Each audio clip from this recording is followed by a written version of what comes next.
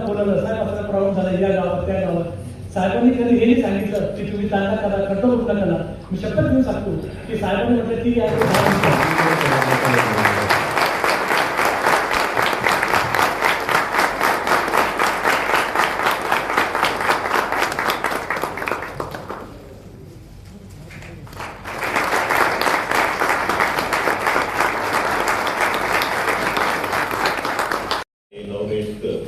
श्रीकांत दिवरे साहेब यांचा स्वागत समारंभ या कार्यक्रमामध्ये उपस्थित जिल्हाधिकारी दुबे साहेब, श्रीकांत दिवरे साहेब, additional SP Kavita, additional SP Sandeep, city SDPO आणि इतर उपस्थित सर्व पोलीस अधिकारी कर्मचारी, इतर डिपार्टमेंटचे अधिकारी कर्मचारी आणि जळगाव जिल्ह्यातलं नागरिक, सर्वप्रथम असे चांगले कार्यक्रम आयोजन केल्याबद्दल मी संदीप गावित आणि सिटी एसडीपीओ नितीन लोकांनी आयोजित केलं त्याच्याबद्दल खूप खूप आभारी आहे.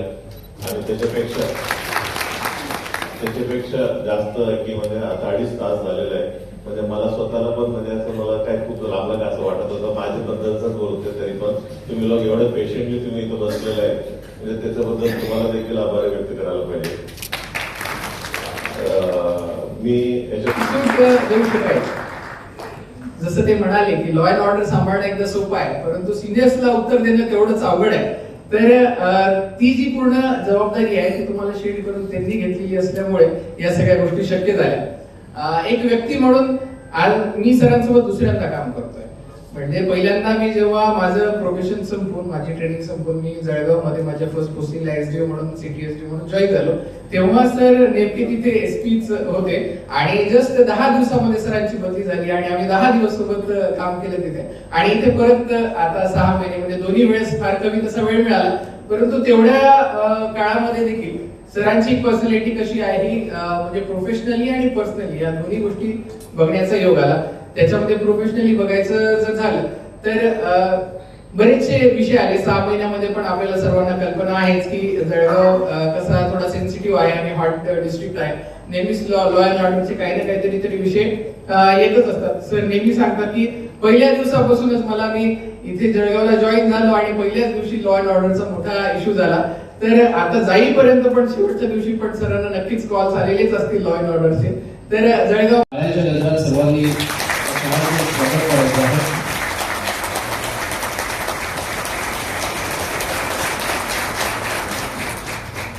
माइंड करून सगळं तयार केलेलं आहे.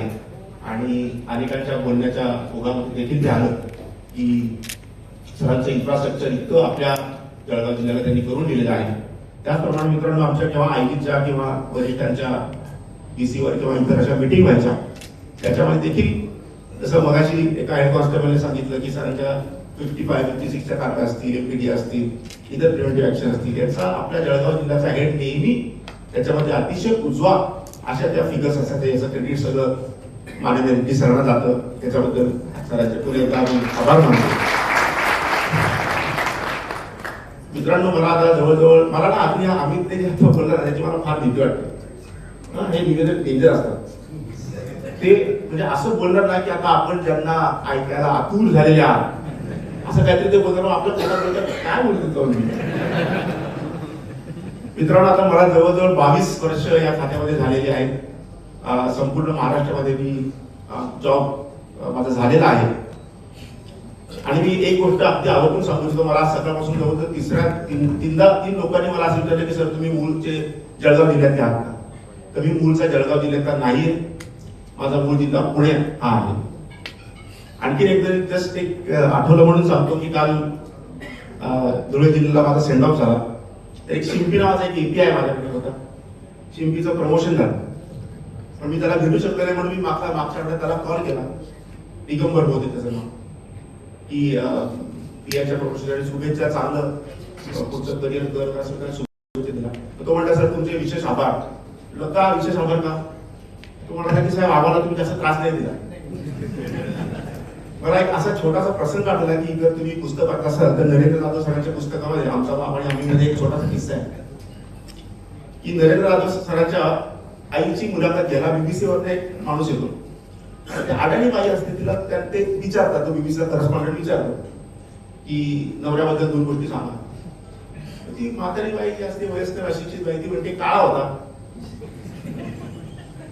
माझ्यावर कधी हात नाही उचलला म्हणजे एका बाईची नवऱ्याकडनं काय अपेक्षा आहे की त्याने मला मारू नये, मी काही करायचं आहे.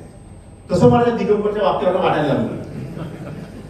असं मित्रांनो, कुठलाही गुन्हा असेल, गुन्हेगारी असेल, हे फक्त पोलिसांचं काम नाही. समाजाच्या इन्व्हॉल्वमेंट शिवाय, समाजाच्या सहकार्याशिवाय पोलीस काहीही करू शकत नाही. म्हणून मी सगळ्यांना एक अतिशय सगळे नागरिक म्हणून एक आवाहन करू इच्छितो की इथून पुढच्या वाटचालीत कसं डी सरांना एक कनेक्टिव्ह वर्कसाठी आपण सगळ्यांनी मदत केली. आपले कृतज्ञतेचे शब्द आणि आपलं कार्य जळगाव जिल्हा परिषदेच्या कायम स्मरणात राहील. यानंतर